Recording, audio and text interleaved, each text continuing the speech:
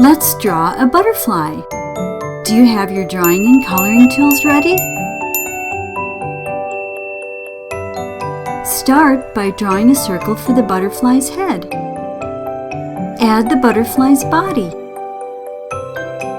Now draw the wings. Draw 2 little eyes.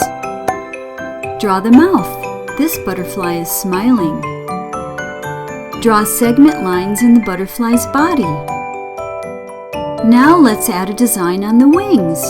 Draw a line inside the wings' edges as shown. Add some circles.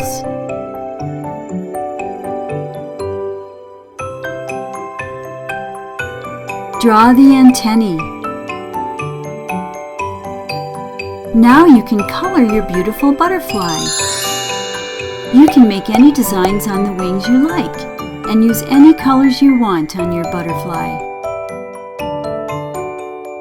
Did you know that a baby butterfly is a caterpillar?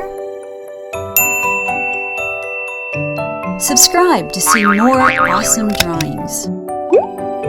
This step-by-step drawing is from Favorite Animals Drawing Book and comes with starter drawings that make drawing super easy and fun.